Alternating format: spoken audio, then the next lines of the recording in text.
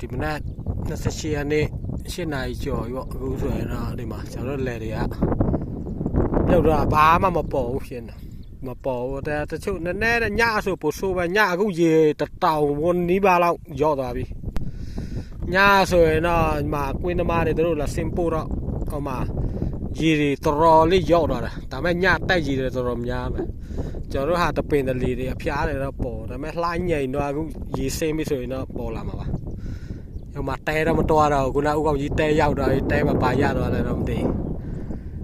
တဲမယ်ကျွန်တော်ဒါအခုပြန်ဖို့ကတော်တော်လေးရှောက်အောင်မယ်လားလည်းမတွေ့ဘူးတော်တော်လေးရှောက်အောင်သူတို့လည်းဟိုမှာတဲမှာသူတို့ရောက်နေပြီခုနငါတလိုက်လာတော့ငါတူကြရလာတယ်ငါတူကြဟိုမှာမင်းဆိုးတော့ငါတူကြပေးလာတယ်နားလိုက်တော့နားလိုက်လဲရွာပြမယ်မပြတော့ငိုနေပြီ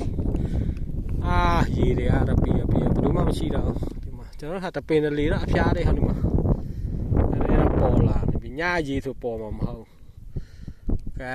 ကျွန်တော်2025ဒီနေ့ရေမကြီးတော့ဘူးထင်နေတာတယောက်အရောက်တိုင်းကတော့ပြောဒီချိန်ရောက်မကြီးတော့တကယ်သူကြီးလာတဲ့အခါကျဟိုးမြေပြိုတဲ့နှစ်ထက်မြေများလို့ဖြစ်သွားပြီဒီနေ့ရေမများဘူးထင်လို့အဲ့ဒါကြီးတယ်တဲကတော့မတော်တော့ဘူးတဲဟိုမှာတော့ကြတော့ငါထောင်သမားတွေပဲရှိတယ်ကျန်တဲ့လူတွေတော့မရှိတော့